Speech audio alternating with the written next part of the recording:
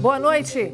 Você fica agora com as notícias que são destaque em Minas nesta quinta-feira. Homem que gravou vídeo cortando cabelos da namorada com faca depois de mantê-la em cárcere privado foi preso após uma denúncia anônima.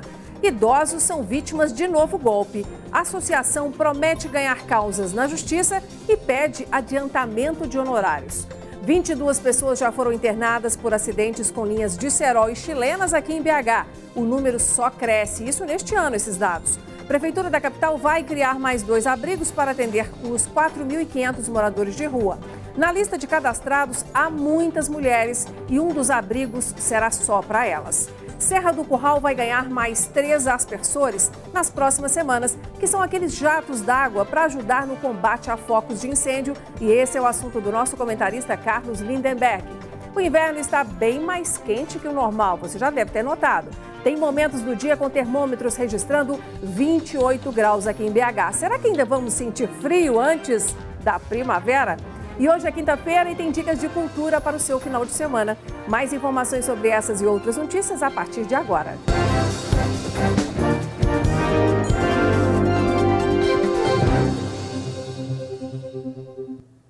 O Hospital João 23, em Belo Horizonte, já atendeu 22 pessoas que foram cortadas por linhas com cerol neste ano. Dados da Fundação Hospitalar de Minas Gerais mostram que os atendimentos às vítimas vêm aumentando desde o início de janeiro e, infelizmente, a tendência é que os números cresçam, porque, historicamente, julho é o mês com a maior incidência de casos. Só nesse final de semana foram 3 atendimentos. Há 20 dias, o Ivan chegou no Hospital João 23 em estado grave. Ele, que usa uma motocicleta para ir trabalhar, foi atingido no pescoço por uma linha chilena na Avenida dos Andradas, região leste. Foram 14 pontos de uma internação complicada. Quem estava perto presenciou e viu que era realmente desesperador a situação. E aí veio um rapaz da drogaria que foi em frente com uma faixa para ajudar a conter.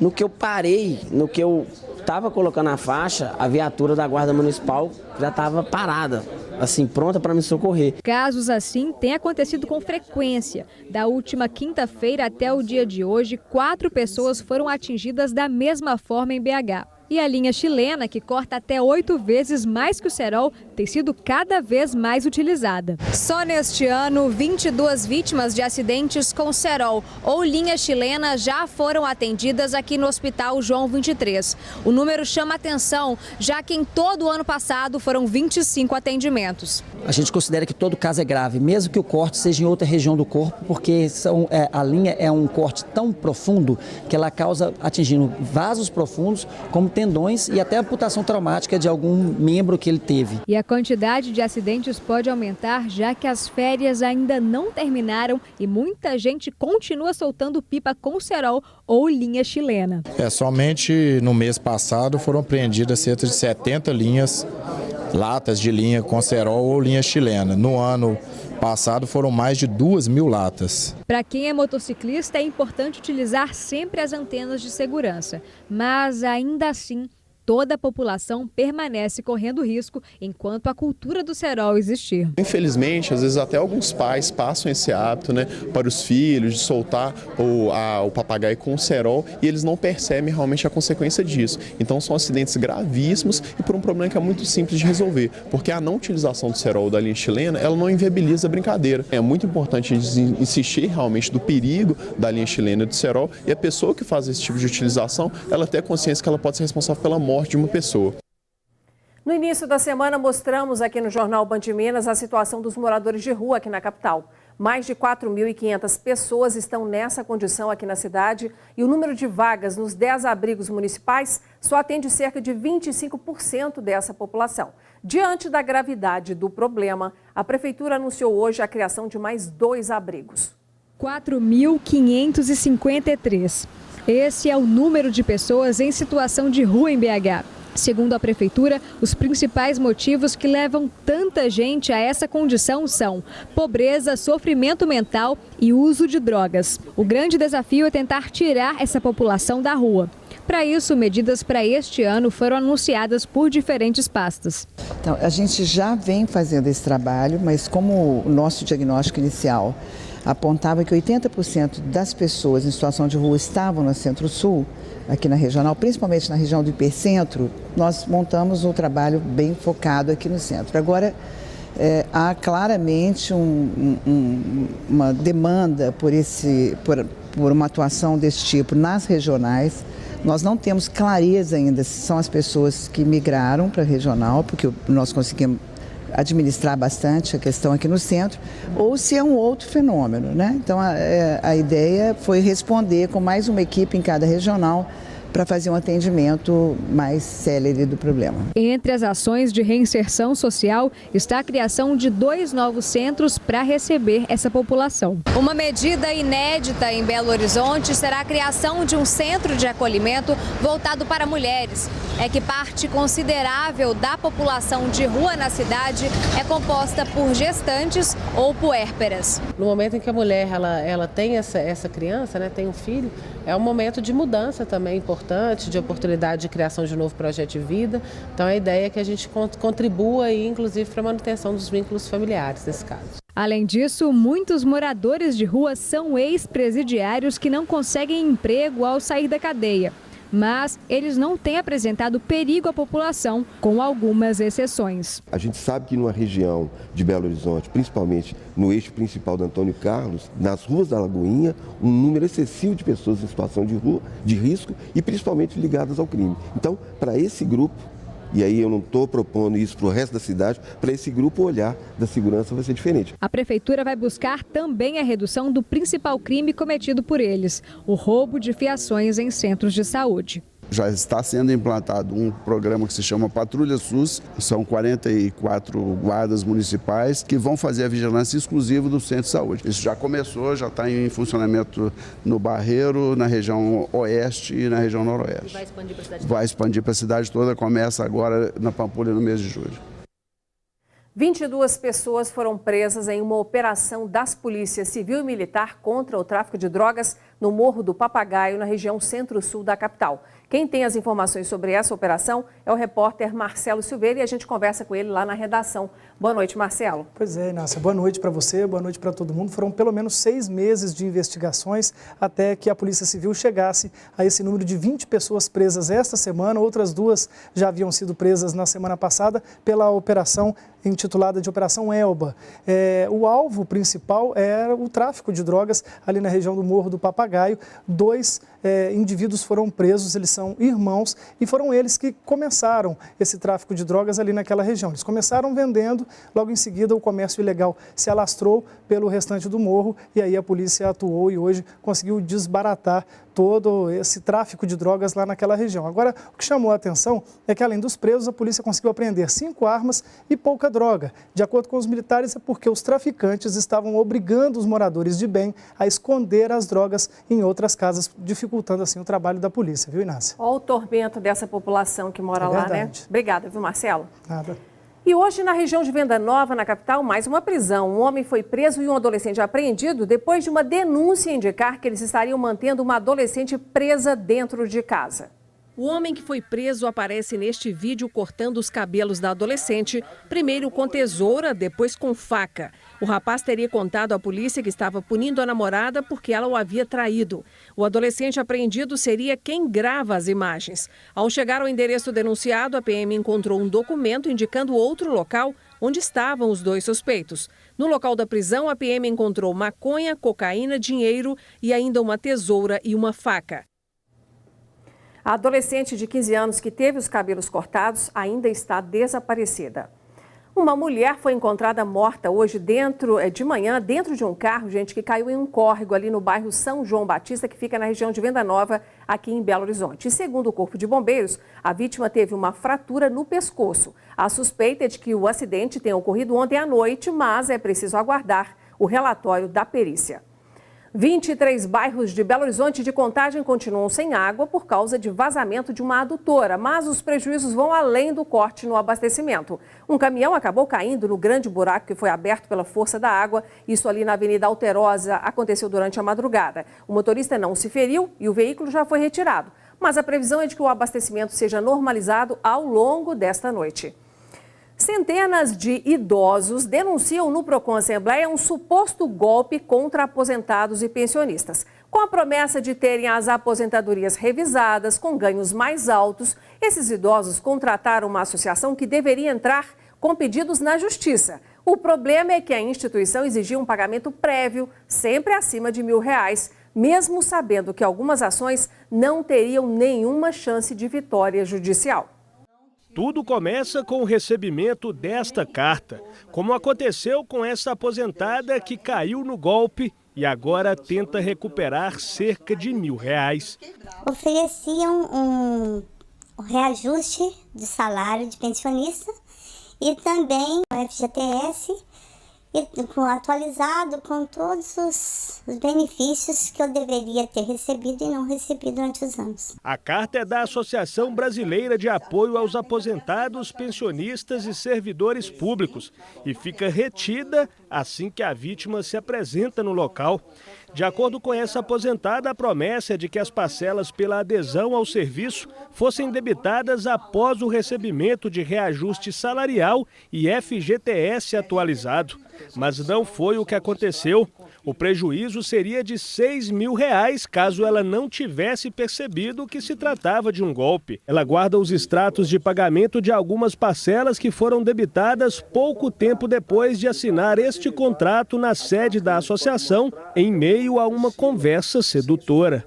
Foi apresentada uma planilha para nós, com todos aqueles dinheiros, um monte de zeros e cifrões que a gente teria direito. Todos nós temos um sonho e, na maioria das vezes, o dinheiro ajuda muito a realizá-los. Nós estamos diante de uma situação criminosa, de no mínimo 2 crimes, o crime de estelionato, se apropriando do dinheiro desse consumidor sem dar o resultado que ele espera, e também o crime de publicidade enganosa, prometendo para o consumidor algo que não vão conseguir cumprir. Segundo o coordenador do Procon Assembleia, nos últimos 2 anos, 150 vítimas procuraram o Procon para reclamar do golpe, mas ele acredita que este número seja maior. Mais recentemente, e para nossa surpresa, situações com relação ao RV, que é a unidade de valor que foi utilizada na década de 90 para o índice inflacionário, que inclusive está prescrito esse tipo de situação. Quer dizer, mais uma abusividade com relação à publicidade enganosa. Alguns idosos desconfiados de que teriam caído no golpe trouxeram o problema aqui para a Assembleia Legislativa de Minas Gerais. Em audiência pública da Comissão de Defesa do Consumidor, o deputado João Leite, do PSDB, solicitou intervenção da Polícia Civil, apoio ao Ministério Público, Defensoria Pública e à OAB, Ordem dos Advogados do Brasil.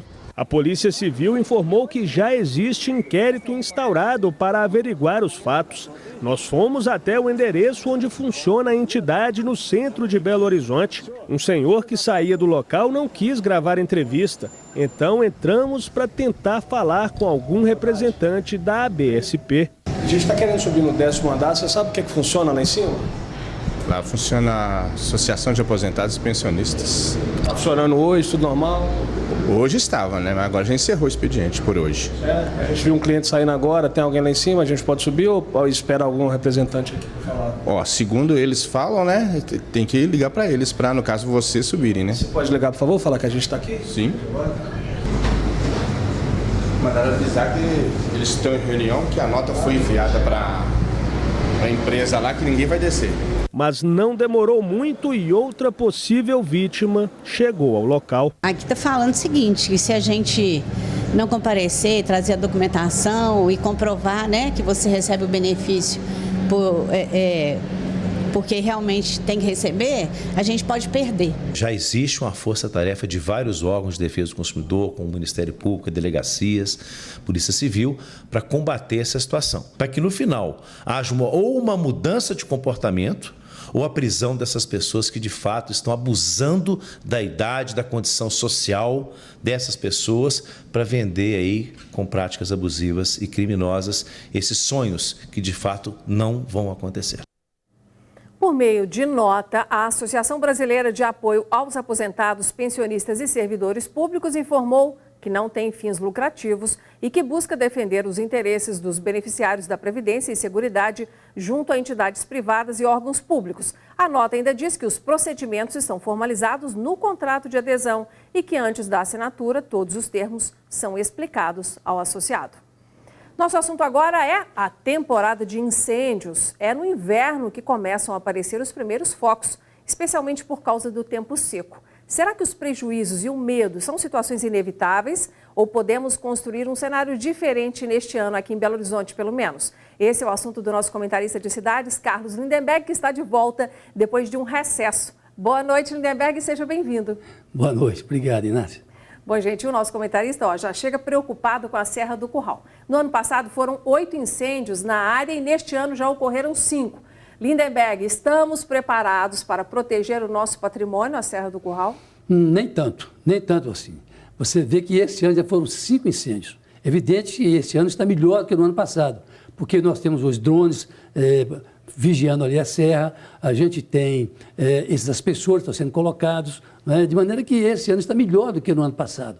Ocorre que já tivemos 5 incêndios e nada nos dá uma indicação segura de que não poderemos ter outros incêndios daqui para frente. De maneira que estamos melhor do que ano passado, mas ainda devemos ter muito cuidado com esse patrimônio da cidade de Belo Horizonte, que é a Serra do Curral. Até porque, Inácia, agora também começa a temporada de ventos. Os ventos, você sabe, todos sabem, eles espalham o fogo por aí, né? E aí um prejuízo não só da vegetação, mas também de animais que morrem nesses incêndios, de maneira que é preciso cada vez mais estarmos atentos à situação da Serra do Curral. E as nossas imagens estão mostrando aqui 2 incêndios que ocorreram na semana passada, né, no bairro Planalto, aqui em Belo Horizonte, e ali no Parque Fernão Dias. Alertas para todo mundo ficar atento. Exatamente. São 2 avisos que nós tivemos já com relação, não à Serra do Curral, mas fora da Serra do Curral. A Serra do Curral, por ser mais alta e ter mais ventos, é muito mais sujeita a esse tipo de calamidade do que outras regiões. Tá certo. Semana que vem, traga outro assunto para nós também, para alerta todo mundo, viu? Claro. Obrigada, viu, Lindenberg? Boa noite. O Tribunal de Justiça de Minas Gerais determinou que o governo do estado pague o salário integral dos professores no 5º dia útil do mês. Desde fevereiro de 2016, que os servidores estaduais que ganham mais de R$3 mil recebem os vencimentos em até 3 parcelas. Caso o estado não cumpra a determinação, será aplicada uma multa diária de R$30 mil. Por meio de nota, o governo informou que ainda não foi notificado dessa decisão. Mineradora que atua na região leste de BH tem atividades interrompidas pelo governo de Minas.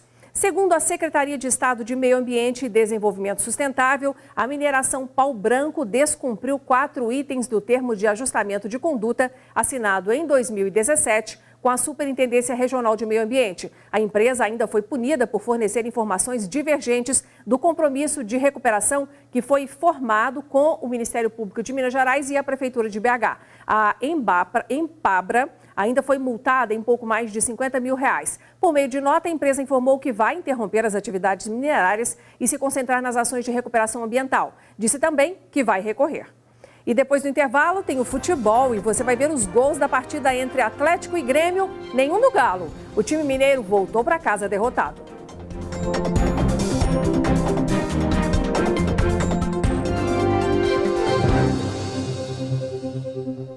O Atlético não conseguiu ter um bom desempenho na partida de ontem contra o Grêmio em Porto Alegre. O time mineiro perdeu por 2-0 e quem traz mais detalhes é o nosso repórter André Salles. Boa noite, André. Boa noite, Nácia. Boa noite a todos. O André, as últimas mexidas no time justificam o resultado? Acho que sim, Nácia, porque são 5 mexidas no time titular, né? Então o Atlético acabou, a gente está vendo os lances, acabou pecando mesmo pela falta de entrosamento. Até gostei de alguns reforços, acho que o José Wellison foi bem, o Juninho já estava há um bom tempo, mas começou como zagueiro pela primeira vez, acho que foi bem também. Agora, Xará pode mostrar mais, o Edinho teve muito pouco tempo, o Denilson pode mostrar mais, mas eu acho que o crucial, e até foi o que o Thiago Lag falou depois da partida, foi essa falta de entrosamento. Esse Grêmio joga há muito tempo e é um adversário difícil, então um resultado realmente muito ruim para o Atlético. Tem que amadurecer muito, né? Com certeza. Obrigada, viu, André? Valeu. Amanhã você volta e daqui a pouquinho, às 7h30 o Cruzeiro recebe o América no Mineirão pelo Campeonato Brasileiro. O Cruzeiro está em 9º lugar na tabela e o América em 14º. E amanhã o nosso repórter André Salles vai analisar o resultado para a gente, tá bom? O Tribunal Regional Eleitoral começou a mandar cartas e e-mails para as pessoas que foram selecionadas para trabalhar como mesário nas eleições deste ano. Os e-mails são a novidade. O TRE alerta que não insere anexos ou links. Depois de receber a convocação, o eleitor deve acessar o site tre-mg.jus.br e digitar o código de autenticação que estará nesse e-mail. Outra forma de validar a convocação é ligando para o Disque Eleitor pelos números 148 ou 31 329 10004. Para o primeiro turno das eleições, estima-se que serão necessários 190 mil mesários em todo o estado. E você vai ver a seguir, inverno na capital é de termômetros acima da média. Até o fim do mês, as máximas ficam em torno aí dos 28 graus. Parece que o frio não vai chegar.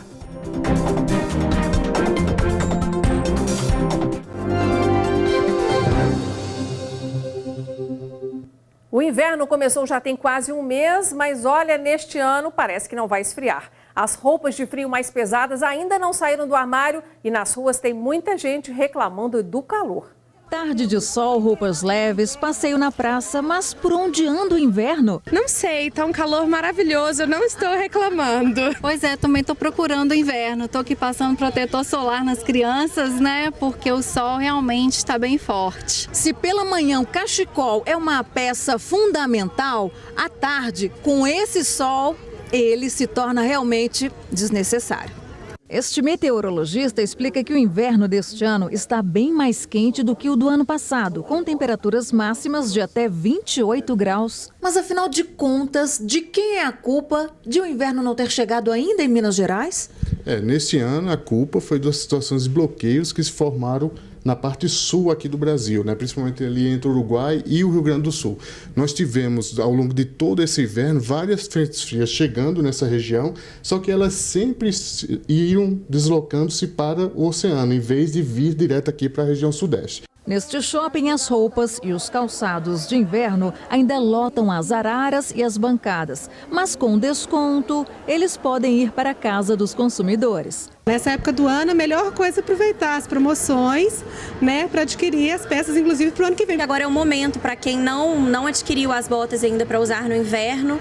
Agora é a hora de comprar, porque realmente o desconto está valendo a pena. Realmente a gente esperava um frio maior, os clientes esperavam, mas eu acho que não teve esse frio todo que os clientes estavam esperando, né? Mas calma, vai dar para usar as peças de inverno ainda neste ano. Vai poder usar sim, mas lembrando que ele provavelmente vai colocar de manhã e tirar à tarde, porque a tarde continua quente e no final do mês, principalmente, por volta do dia 25, haverá uma nova queda de temperatura. Então aí provavelmente poderá usar com mais frequência.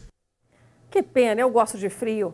E é hora de você programar o seu fim de semana com as dicas da nossa agenda cultural. E quem traz os destaques é a Luciana Viana.